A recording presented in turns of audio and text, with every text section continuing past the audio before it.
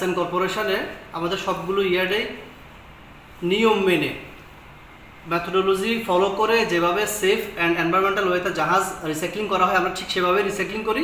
এই জাহাজটাও তার ব্যতিক্রম নয়। বাট আজকে যে ঘটনাটা ঘটেছে এটা টোটালি অপ্রত্যাশিত।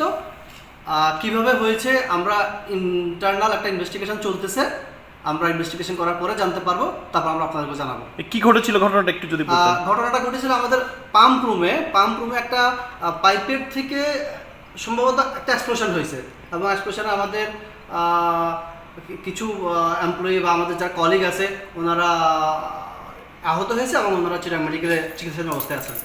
ধন্যবাদ। যারা আহত হয়েছে তাদের জন্য আপনাদের পক্ষ থেকে কি ব্যবস্থা নিচ্ছেন? ওনাদেরকে অলরেডি আমরা হসপিটালে পাঠিয়েছি এবং হসপিটালে অ্যাডমিট হয়েছে, ওনাদের ট্রিটমেন্ট চলছে ইনশাল্লাহ। কয়জন আহত? জি, টোটাল 12 জন আহত হয়েছে। তাদের